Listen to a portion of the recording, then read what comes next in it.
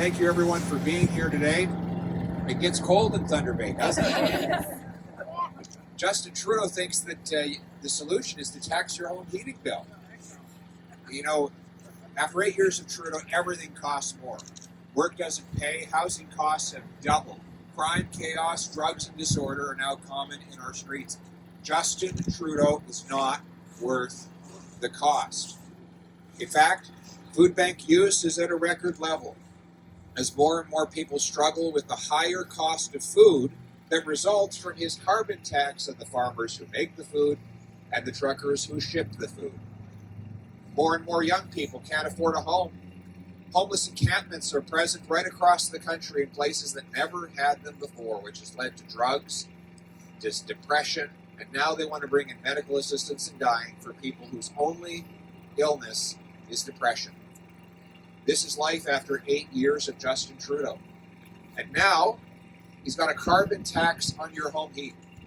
Now, because of his Atlantic Canadian MPs rose up in protest, he brought in a pause, but only for some people in some regions where his poll numbers were plummeting and his caucus was revolting. But I believe that every single Canadian family needs to be able to heat their home. And so I launched a campaign to take the tax off and keep the heat on. I put a motion before the House of Commons to say that people in Thunder Bay should have tax-free heat as well. And guess what? Patty Hajdu voted against the people of Thunder Bay. Marcus Pawlowski, he voted against the people of Thunder Bay. They voted to increase taxes on home heat for the struggling people and families in this community.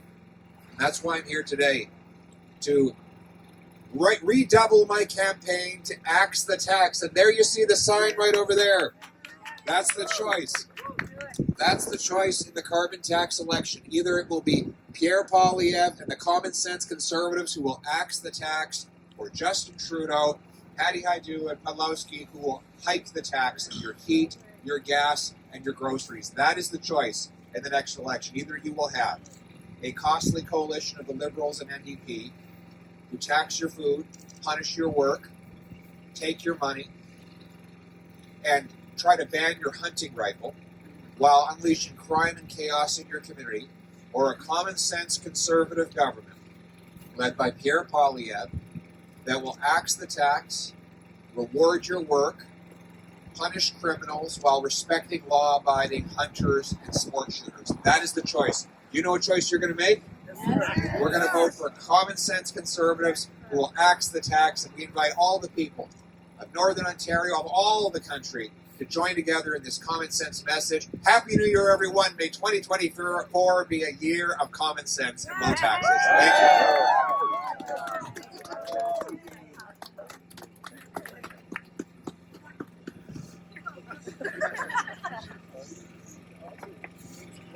Thank you.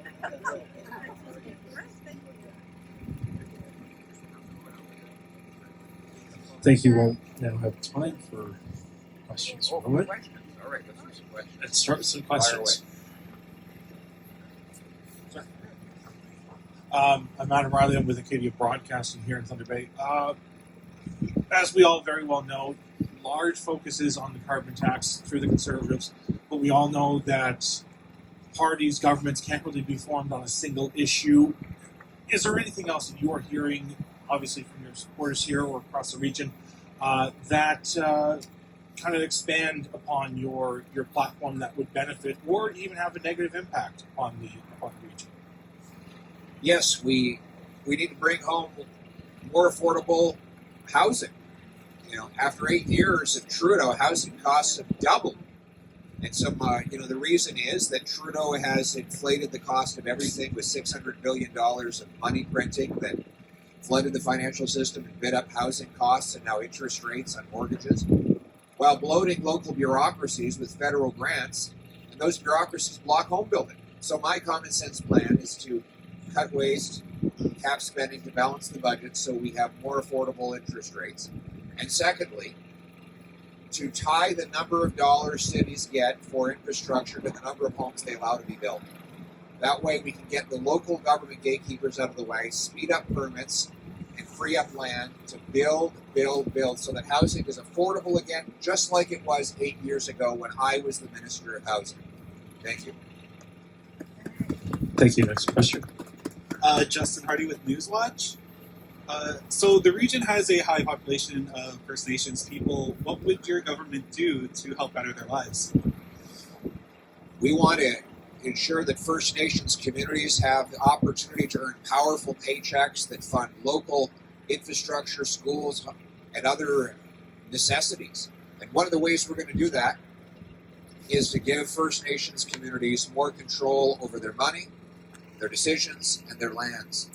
We'll allow First Nations to collect some of their own corporate tax that will be so that businesses will not have to send it all to Ottawa. They'll be able to pay it to the local First Nation.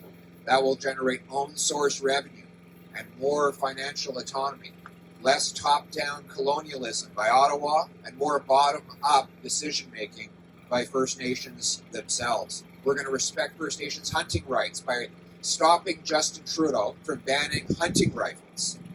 And we're going to quickly approve natural resource projects that First Nations support so that their young people can have jobs and paychecks and their local communities can generate resources to lift people out of poverty and give them a hopeful future. Thank you. Next question. James Murray from Net News Ledger. On a more national scale, we have Meta, the Facebook parent company that is restricting Canadian news to be posted on their social media sites. What would a Conservative government do? We're against censorship by big tech and big government. I'm against C11 and I'm against C18, which has basically led for the censorship of Canadian news on major social media networks. Justin Trudeau has shown that he wants to censor anyone who disagrees with him and to give tax dollars to the media that support him. I want to restore freedom of the press and allow Canadians to decide what they see and say on the internet. Thank you.